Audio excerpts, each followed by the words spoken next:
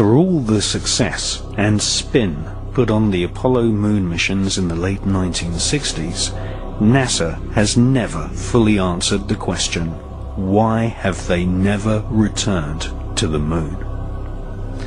Some ex-NASA employees know the answer, and that is that the moon is crawling with aliens. And that NASA astronauts confirmed this in the 1970s, leading many UFO researchers to conclude that NASA had been warned off ever returning to the lunar surface. UFO activity on the moon was nothing new to the ex-Nazis who engineered the Apollo moon missions. For centuries, astronomers all over the world, including Nazi Germany, had been reporting UFOs flying over the lunar surface. The Lunar Anomalies Report was commissioned by NASA in the years preceding the famous Apollo missions in the late 1960s. For more than 3 years, NASA financed several research scientists to collate a catalogue of anomalous lights which had been reported on the lunar surface by leading astronomers and scientists since the Elizabethan era. In 1968, the public version of the NASA research was published under the title Document R277. This public version of NASA's survey of lunar UFOs included nearly 600 strange events which took place between the years 1540 and 1967. This official NASA catalogue of strange lunar UFOs included reports from some of the world's most famous astronomers.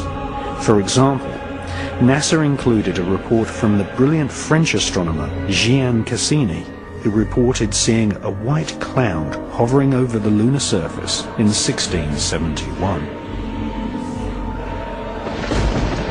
Another report suggested that the moon had an atmosphere when 2 astronomers reported lightning above the lunar surface on May the 18th, 1787.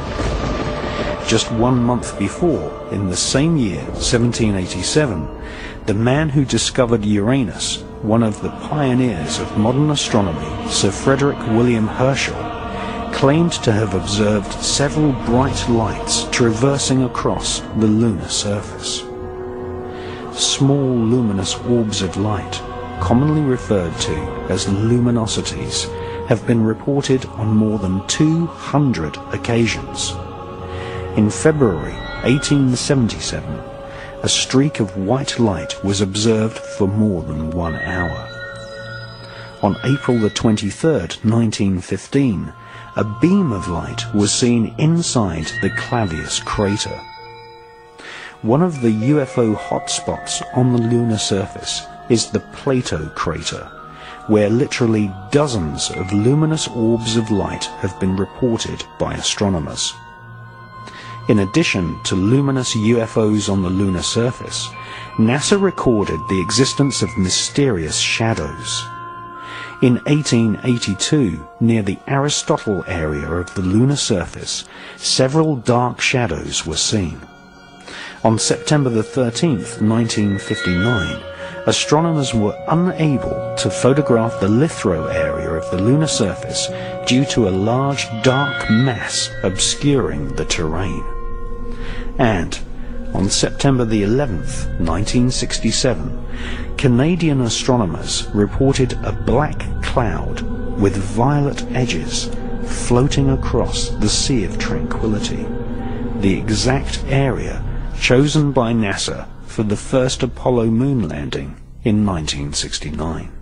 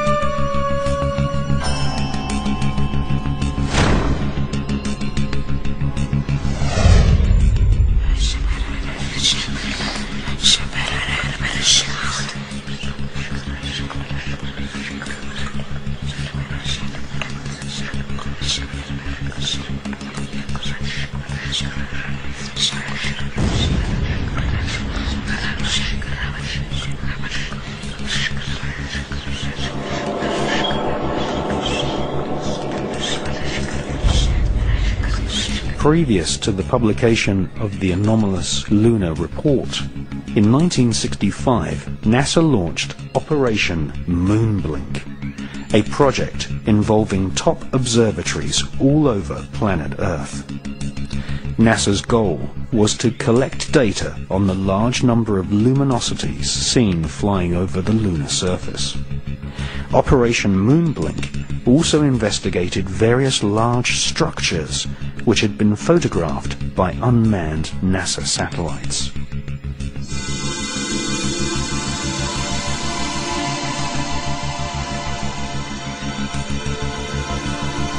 Some of these structures looked suspiciously artificial.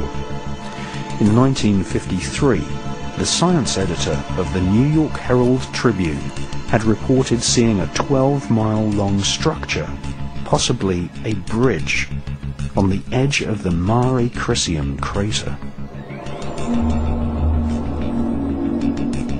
This structure could have been caused by volcanic activity. British astronomers Dr. H.P. Wilkins and the presenter of the world's longest-running TV series, The Sky at Night, Sir Patrick Moore, both confessed that the so-called bridge in the Mare Crisium crater had just popped up from nowhere. In preparation for the NASA Apollo moon missions, Orbiter 3 was dispatched to take photographs of some of the moon's most interesting structures. In the Eucurt area of the moon, a large vertical structure stands proud of the lunar surface. It has been nicknamed the Shard. Another curious object photographed by Orbiter 3 is the so-called Tower, which some astronomers claim is over a mile thick and could be 5 miles high.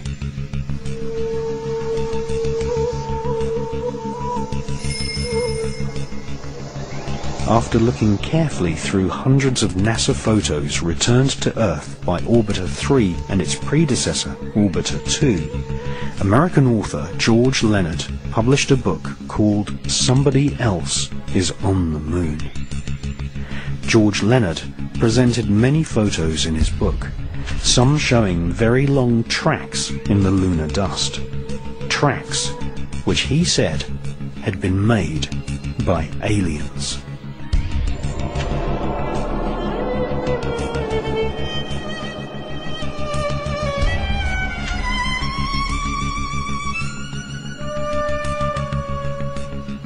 Sightings of UFOs flying across the lunar surface are still going on to this day. In Japan, amateur astronomers have videotaped spherical luminosities using celestron telescopes.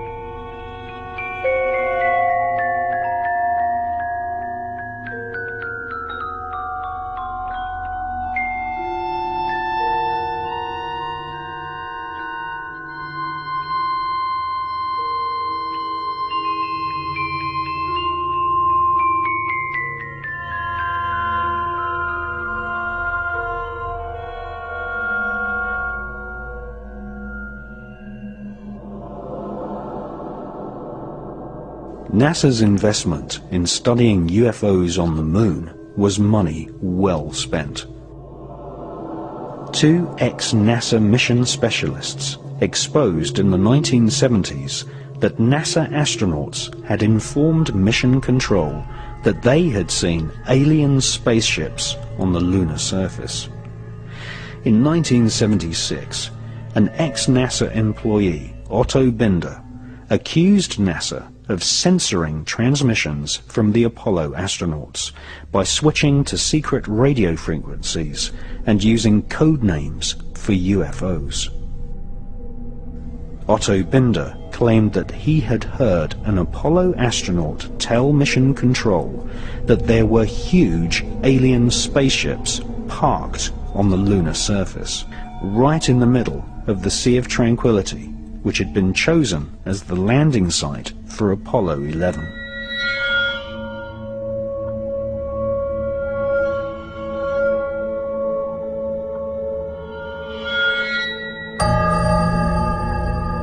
It's one small step for man, one giant leap for mankind.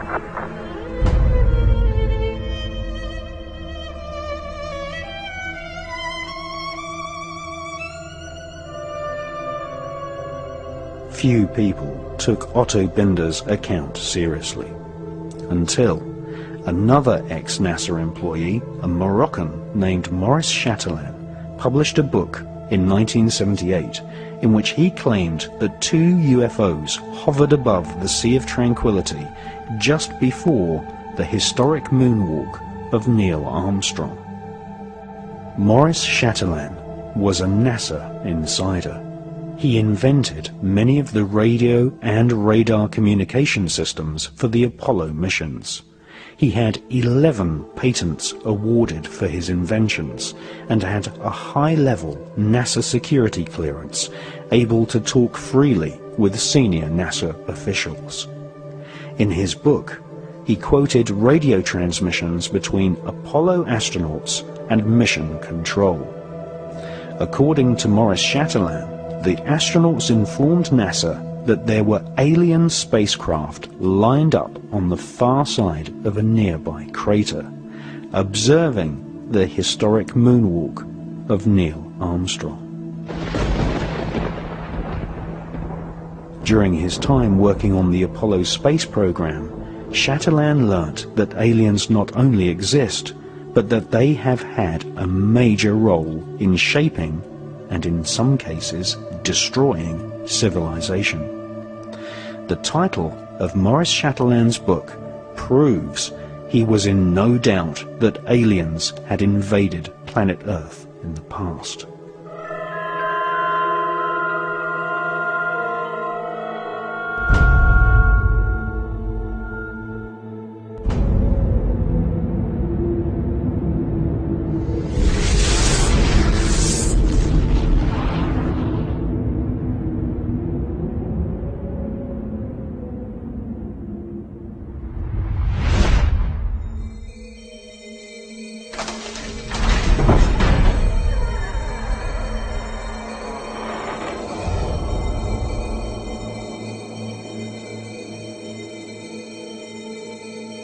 If you study the legends of the North American shamans, the mythologies of ancient Europe, the creation histories of the Australian Aborigines, or the ancient Vedic texts of India, and especially the Sumerian clay tablets from ancient Iraq, we find that all great civilizations on the face of planet Earth tell one similar story.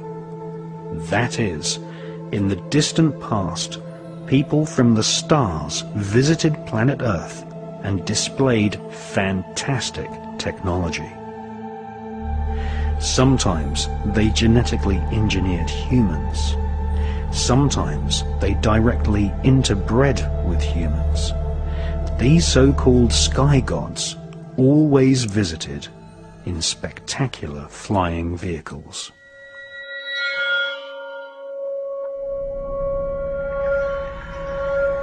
And the watchers from the sky saw the daughter of man were beautiful. and they bred with them.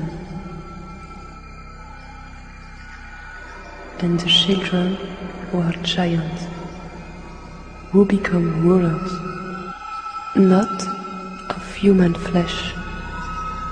They were called the Nephilim.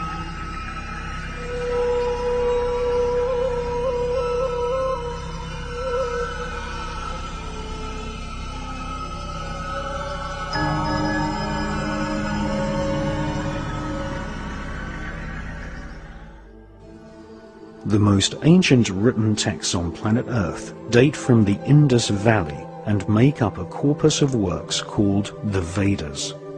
The Bhagavad Gita is an ancient Hindu text which is at least 5,000 years old. This epic mythology inspired the character known as Darth Vader in the Star Wars movies.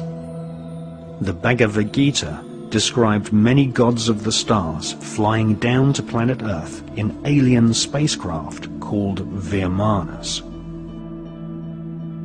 The ancient Vedas tell us that there are multiple inhabited planetary systems in the universe called Devas, which are ruled by a universal government of beings with superhuman powers and technology, including the power of telepathy and nuclear weapons powerful enough to destroy an entire planet.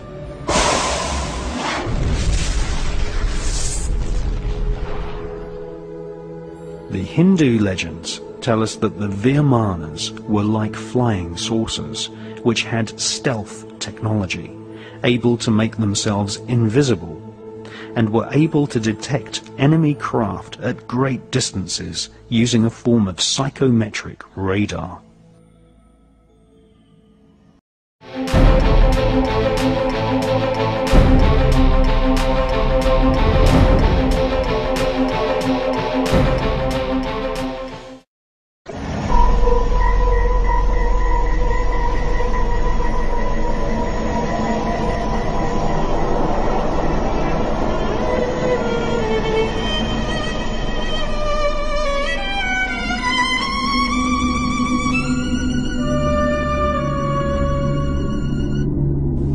The most ancient text of Central America is the Popol Vuh, written by the Mayans who charted the heavens and had astronomical calendars which predicted solar and lunar eclipses. The Popol Vuh describes the ancestors of the Mayans as great explorers who knew centuries before European scientists that the Earth was not flat, but in actual fact a sphere.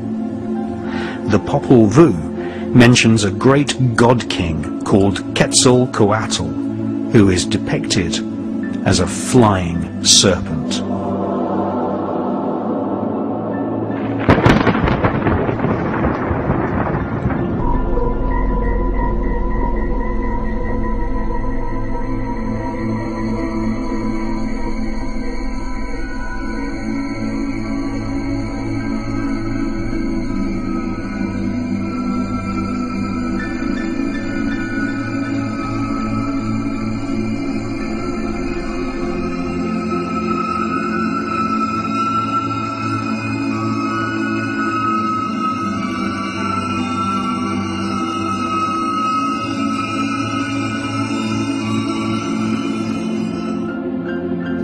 On more than 3 different occasions, in broad daylight, people have filmed flying serpents in the skies above Mexico. The same phenomena has also been filmed in Scotland, and also from aboard the Space Shuttle by veteran astronaut Story Musgrave.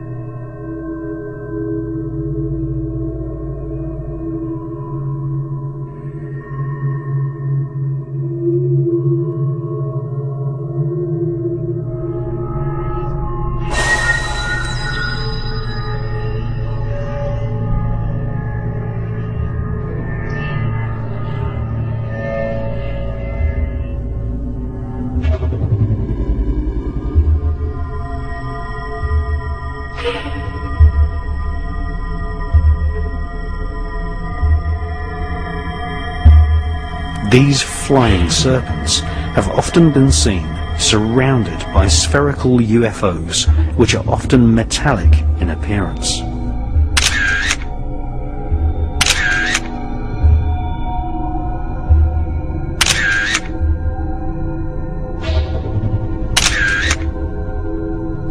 Mexican UFO investigators call these spherical luminosities Las Perlas, or the pearls. These pearls of the sky are mentioned in ancient Tibetan scriptures. More than one leading Tibetan author suspects that these spherical UFOs are actually alien probes monitoring the evolution of mankind.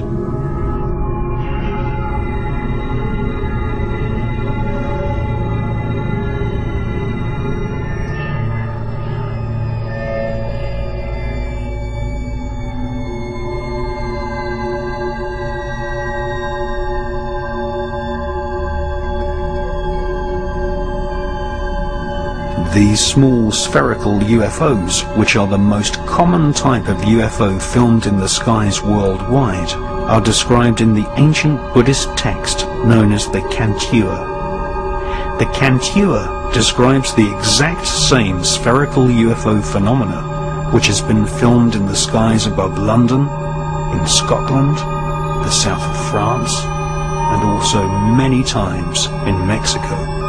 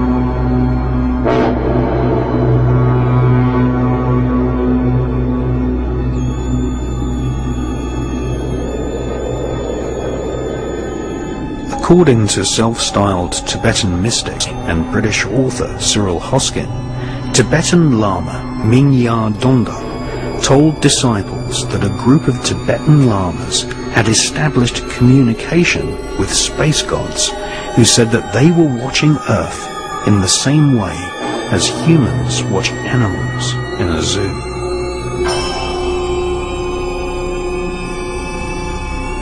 A royal document dating back to the 7th century states that the first 7 Tibetan kings came from the stars.